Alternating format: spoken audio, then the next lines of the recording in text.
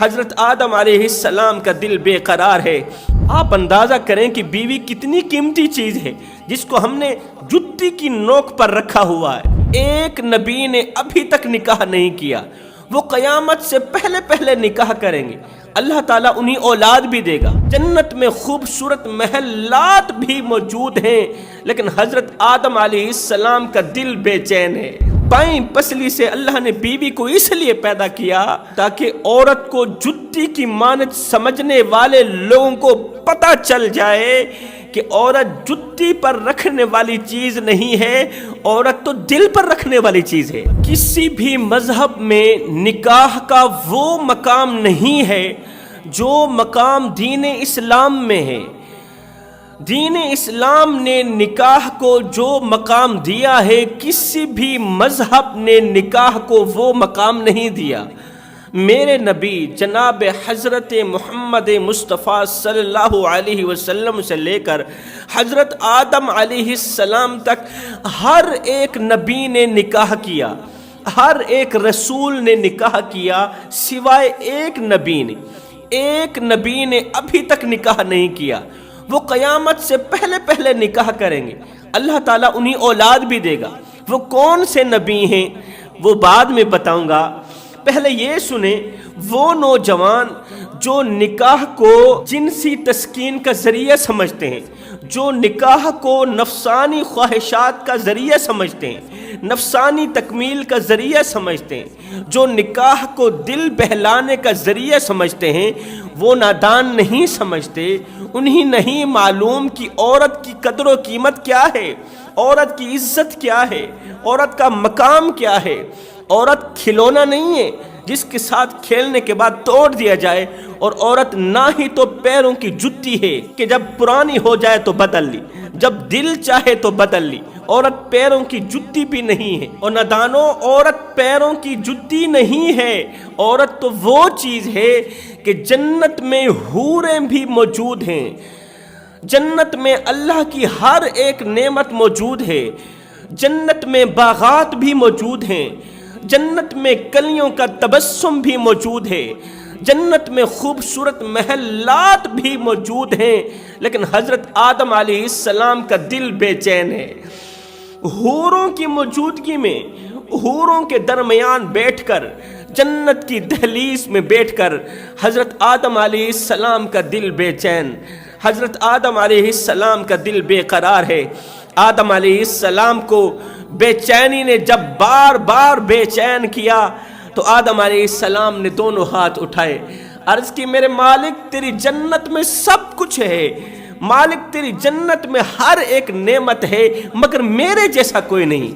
اللہ تو مجھے کوئی ہم سفر عطا کر، تو مجھے کوئی رفیق عطا کر، تو مجھے کوئی بیوی عطا کر۔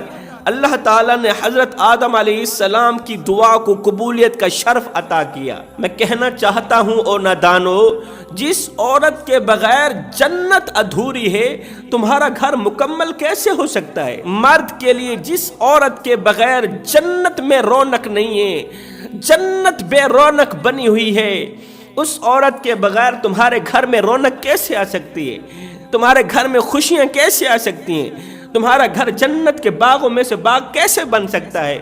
اس عورت کے بغیر، اس بیوی کے بغیر تمہارے گھر میں رونقیں کیسے آ سکتی ہیں؟ حضرت آدم علیہ السلام نے جنت میں بیٹھ کر، تمام حورین میں بیٹھ کر اللہ سے دعا کر کے، بیوی مانگ کر، عورت مانگ کر، ہم سفر مانگ کر ہمیں بتایا، ہمیں سبق دیا کہ جنت کی نہریں بھی تمہیں وہ سکون نہیں دے سکتی جو سکون تمہیں تمہاری بیوی دے سکتی ہے، جنت کی حورین بھی تمہیں وہ سکون نہیں دے سکتی، وہ آرام نہیں دے سکتی، جو آرام، جو سکون تمہیں تمہاری بیوی دے سکتی ہے، وہ جنت کی حورین کہاں دے سکتی ہیں؟ آپ اندازہ کریں کہ بیوی کتنی قیمتی چیز ہے جس کو ہم نے جوتی کی نوک پر رکھا ہوا ہے، جس کو ہم جوتی کی مانند سمجھتے ہیں۔ ہاں، عورت جوتی کی مانند ہو سکتی ہے، بیوی جوتی کی مانند ہو سکتی ہے، ہر اس شخص کے لیے جو خود کو پاؤں کی مانند سمجھتا ہے۔ یہی عورت تاج کی طرح بھی ہو سکتی ہے، یہی عورت ملکہ کی مانند بھی ہو سکتی ہے، شہزادی کی مانند بھی ہو سکتی ہے، مگر ہر اس شخص کے لیے جو خود کو بادشاہ کی مانند سمجھتا ہے، جو خود کو عظیم سمجھتا ہے۔ میں سوچ میں پڑ گیا کہ جب جنت کی دہلیز میں بیٹھ کر آدم علیہ السلام نے اللہ سے بیوی مانگی تو اللہ کن کہہ کر کوئی نہ کوئی بیوی عطا کر دیتا، کوئی نہ کوئی حوا عطا کر دیتا۔ اللہ تعالیٰ نے جس طرح آدم علیہ السلام کو مٹی سے پیدا کیا، اسی طرح کسی نئی مٹی سے اما حوا کو پیدا کر دیتا، مگر نہیں، قدرت کا کرشمہ دیکھیں۔ اللہ تعالیٰ نے آدم علیہ السلام پر اونگ طاری کر دی، آدم علیہ السلام پر نیند طاری کر دی۔ آدم علیہ السلام کو نیند آئی، نیند کے دوران ہی میرے کریم رب نے آدم علیہ السلام کی بائیں پسلی سے، دل کے قریب بائیں پسلی سے اما حوا علیہ السلام کو پیدا فرمایا۔ آدم علیہ السلام نے عرض کی، میرے مالک تو نے سر کے بالوں سے بھی پیدا نہیں کیا، اگر تو چاہتا تو میری انگل سے پیدا کر دکھاتا، اگر تو چاہتا پیروں سے بھی پیدا کر سکتا تھا، تو چاہتا سر کے بالوں سے بھی حوا کو پیدا کر سکتا تھا، آخر تو نے حوا کو میری بائیں پسلی سے پیدا کیوں کیا؟ اللہ نے فرمایا، اگر میں تیری انگل سے پیدا کرتا تو لوگ عورت کو انگل پر نچاتے، لہٰذا عورت ناچنے کی چیز نہیں ہے۔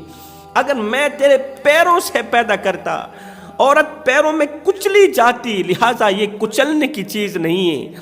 اگر میں تیرے سر کے بالوں سے پیدا کرتا تو لوگ عورت کو اٹھاتے سر پر بٹھا دیتے۔ قدرت کو یہ بھی گوارا نہیں ہے کہ عورتوں کو اٹھاؤ سر پر بٹھا دو، اس لیے میں نے سر کے بالوں سے بھی پیدا نہیں کیا۔ اب جو مرد عورتوں کو سر پر بٹھاتے ہیں وہ بھی ٹھیک نہیں کرتے، جو انگلیوں پر نچاتے ہیں وہ بھی ٹھیک نہیں کرتے، جو پیروں تلے کچلتے ہیں وہ بھی ٹھیک نہیں کرتے، جو عورت کو جتی کی نوک پر رکھتے ہیں وہ بھی ٹھیک نہیں کرتے۔ اللہ تعالیٰ نے عورت کو بائیں پسلی سے پیدا اس لیے فرمایا کہ بائیں پسلی دل کے قریب ہے، بائیں پسلی دل کے قریب ہے۔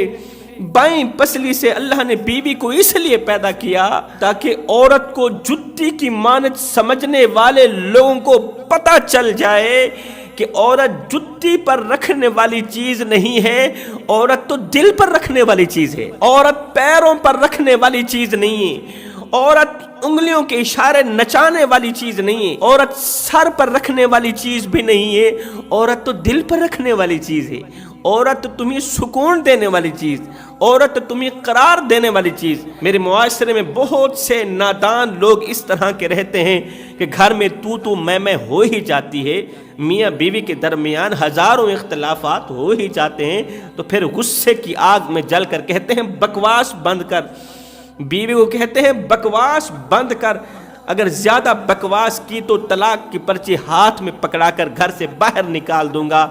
اور ندان، جس عورت کو میرے نبی نے خود عزت دی ہے، جس عورت کو، جس کافرہ عورت کو بھی میرے نبی نے عزت دی ہے، اس مسلمان عورت کو بے عزت کرتے ہوئے تجھے شرم نہیں آتی؟ تو ضلالت سے کیوں نہیں بچتا؟ تو اپنی بے عزتی سے کیوں نہیں بچتا؟ اس لیے فرماتے ہیں اپنی بیویوں سے وفا کرو، عورت سے وفا کرو، عورت سے بے وفائی مت کرو۔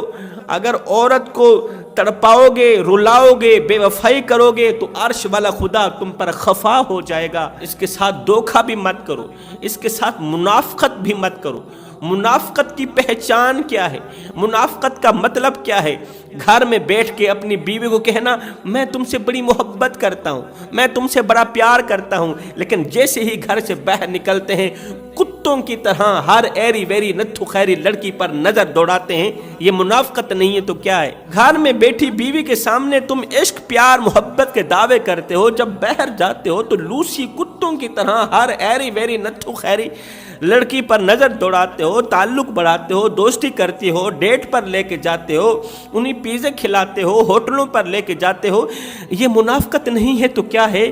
مجھے اتنا بتا دو، مرنے کے بعد اللہ کو کیا منہ دکھاؤ گے؟ جس کے ساتھ تم نے نکاح کیا اسی کے ساتھ وفا کرو، یہی تمہارے حق میں بہتر ہے۔ میرے نبی نے فرمایا جو شخص اپنی بیوی کو سسکتا ہوا چھوڑ کر، بیوی کو تڑپاتا ہوا چھوڑ کر، بیوی کو رلاتا ہوا چھوڑ کر باہر جا کر کتوں کی طرح ادھر ادھر دوسری عورتوں پر نظر مارتا ہے اسے میرا اسلام پسند نہیں کرتا۔ ایسے لوگوں کا اسلام کے ساتھ کوئی تعلق نہیں۔ بیویوں کو رلانے والوں سنو، اللہ کے رسول فرماتے ہیں پوری رات عبادت کرو، دن کو روزہ رکھو، ہمیشہ کے لیے تہجد پڑھو، مگر سنو، اگر تم بیوی کو رلاتے ہو، بیوی کو تڑپاتے ہو، بیوی کو سسکتا ہوا چھوڑ کر باہر کتوں کی طرح ادھر ادھر نظر مارتے ہو تو یاد رکھنا قیامت کے دن تمہاری کوئی بھی نیکی قبول نہیں کی جائے گی۔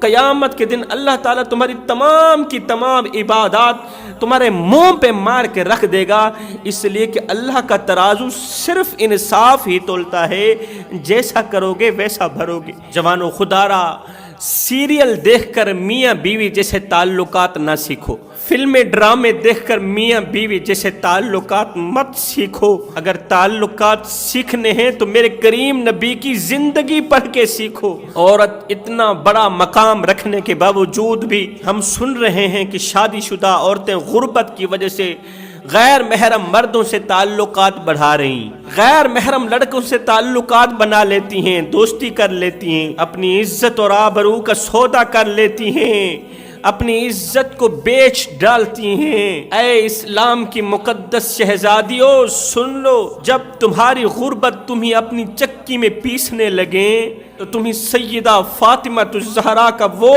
گھر یاد کر لینا چاہیے، سیدہ فاطمہ الزہرا کی بھوک یاد کر لینی چاہیے۔ 50 دن سیدہ فاطمہ الزہرا کے گھر چولہے کے اندر آگ نہیں جلتی تھی، کھانے پینے کو کچھ نہیں ہوتا تھا، سیدہ فاطمہ الزہرا نے کبھی بھی کوئی شکوہ شکایت نہیں کی تھی۔ ایک دن 4 دن سے سیدہ فاطمہ الزہرا کو کھانے کو کچھ نہ ملا، جب 4 دن کی بھوک تڑپانے لگی، ستانے لگی تو روتی ہوئی میرے کریم نبی کی خدمت میں حاضر ہوئی، رو کر عرض گزار ہوئی، ابا 4 دن کی بھوک ستا رہی ہے، بھوک رلا رہی ہے، دعا کرو کہ یہ بھوک اثر کرنا بند کر دے، بھوک نے رلایا ہوا ہے۔ جب میرے کریم نبی نے غربت کی وجہ سے، بھوک کی وجہ سے اپنی بیٹی سیدہ فاطمہ الزہرا کی آنکھوں سے آنسو دیکھے تو میرے کریم نبی سے رہا نہ گیا، میرے کریم نبی نے دونوں ہاتھ اٹھائے، عرض کیوں میرے کریم رب، تیری بھوک میری فاطمہ کو ستانے آ جاتی ہے، تیری بھوک میری فاطمہ کو رلانے آ جاتی ہے، اپنی بھوک سے کہہ دو کہ میری فاطمہ کو رلانے مت آیا کرے، اس لیے کہ فاطمہ میرے جگر کا ٹکڑا ہے۔ اگر میرے نبی چاہتے تو ہاتھ بڑھا کر جنت سے خوشے توڑ کر پھلوں سے سیدہ فاطمہ الزہرا کا گھر بھر دیتے، لیکن میرے نبی نے بھی شکوہ نہیں کیا، میرے نبی نے بھی شکایت نہیں کی، عرض کی میرے مالک اپنی بھوک کو کہہ دو کہ میری فاطمہ کو تڑپانے مت آیا کرے۔ اس لیے اے عورتوں، جو اسلام کی مقدس شہزادیاں ہوتی ہیں وہ غربت میں آ کر اپنی عزت اور آبرو کا سودا نہیں کر دیتی، وہ اللہ کی ہر ایک رضا پر راضی رہتی ہیں، وہ غربت میں بھی ثابت قدم رہتی، اپنی عزت اور آبرو کی حفاظت کرتی۔